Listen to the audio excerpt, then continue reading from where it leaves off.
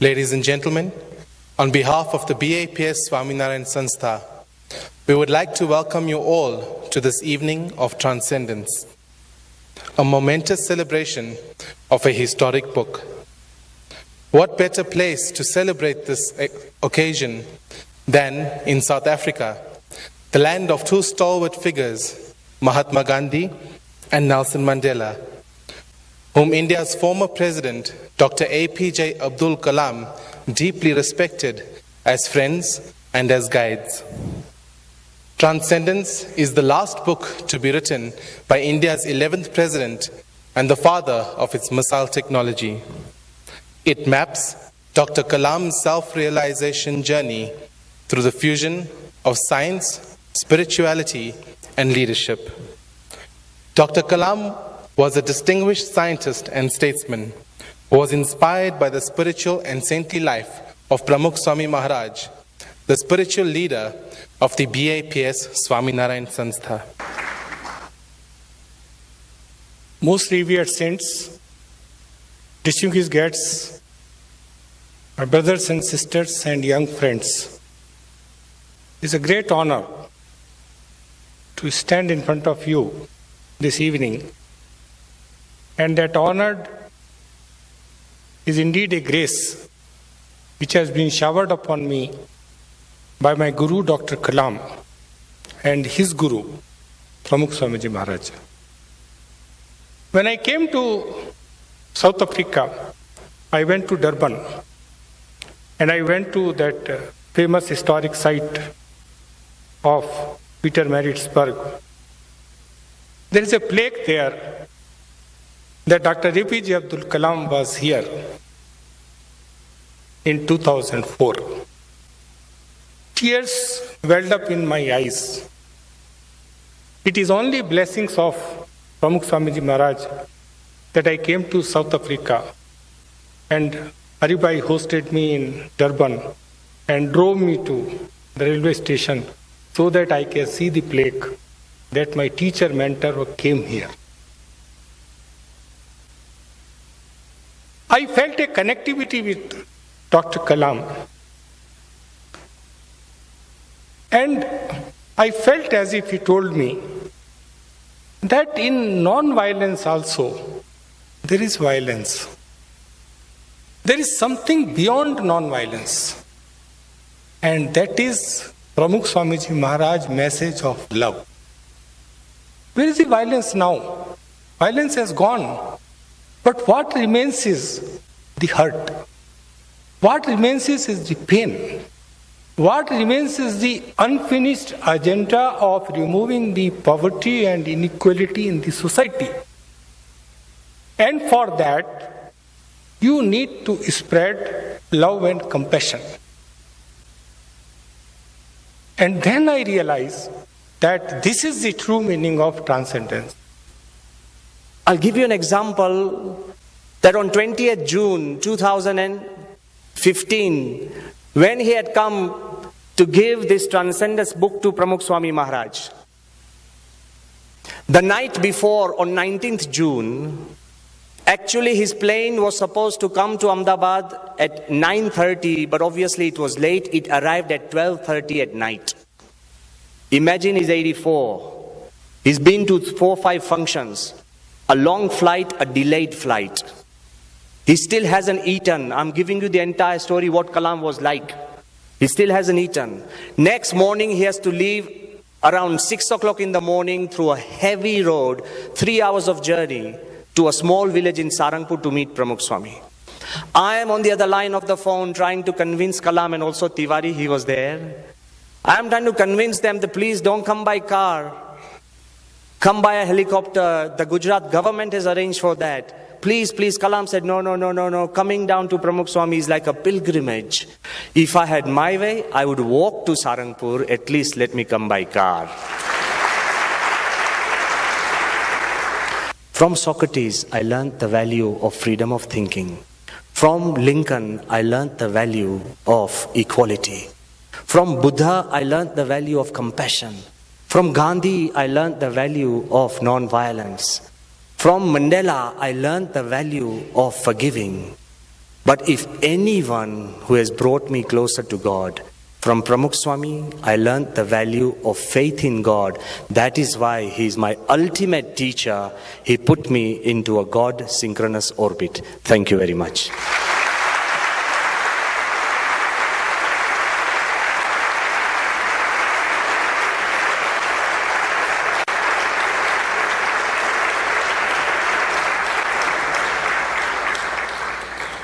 Thank you. On the face of it, a layman would say that this is a book of religious discourse, of religious engagement. It could not be far from truth. This book, which is so beautifully captures the relationship and impact that Swamiji had on President Kalam, is about the real meaning of religion, of a relationship of a human being with God, irrespective of his or her religious background. It is about spirituality, about devotion, about bhakti, about divinity, about harmony with oneself, with one's consciousness, with divinity and the Almighty. I was struck by the title of the book, Transcendence. I have seen several layers of transcendence in the book. I have interpreted it in my own way, in several ways. President Kalam, not sure of this project, called upon his brother to get his guidance. Professor Tiwari, you know it better. Whether to write this book on his relationship with a Hindu sage or not. His brother reminded him about mutual sharing of righteous values which the Prophet did when he reached Medina. President Kalam was convinced and he went ahead. This is transcendence in my understanding. One of the most powerful incidents that President Kalam narrates in this book is when he sought the advice of Swamiji on his second term as President of India. And Swamiji said, let go. Serve the people to help them become spiritual in manner and conduct. President Kalam readily agreed, detaching himself from worldly desires and power. He chose renunciation over material attachment. History, our epics, our scriptures are replete with such examples. Gautam Buddha left his regal life in search of truth. Mahavir did the same. Bhishma sacrificed for his word. Harsha, the great king of the 7th century India, gave away his empire and walked one night out. Mahatma Gandhi totally detached himself from material possessions.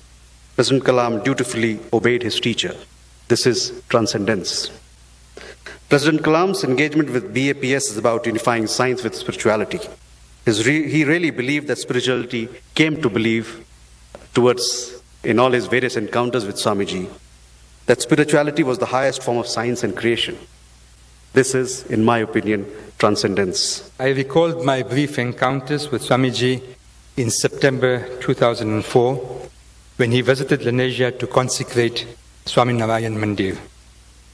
And a few days later, together with ANC stalwart Ahmed Katwada and Mr. Isu Chiba, who is present with us, we met President Abdul Kalam at a reception held in his honor in Cape Town during his official visit to South Africa at the invitation of our late President Nelson Mandela.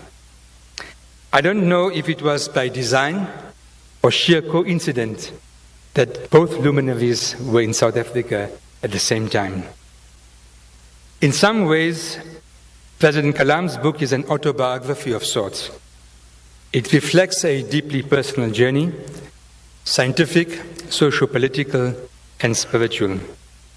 It covers complex themes of the relationship between science, religion, and spirituality and socio-political action, an individual and his or her role in a world that is increasingly becoming immoral, decadent, and depraved, and one's place in the cosmic order. Drawing from leading historical figures from religious, political, and scientific communities, such as Caliph Umar from the Muslim world, Nelson Mandela, Gandhiji, Thiruvalluvar, Buddha, Einstein, and the Dalai Lama, and of course Swamiji himself, he draws conclusions on the principles of effective leadership and critical lessons for all of our lives.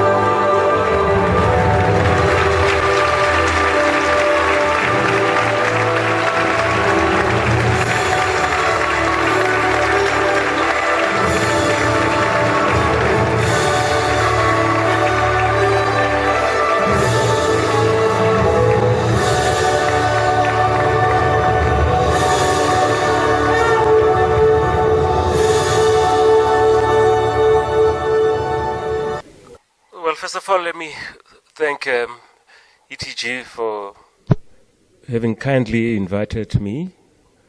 I found tonight's event very inspiring. For me, it has revealed a very important dimension in the relationship between South Africa and India. And that's the spiritual dimension. It's a dimension that I do not think we have paid sufficient attention to. So for me, it was very enlightening.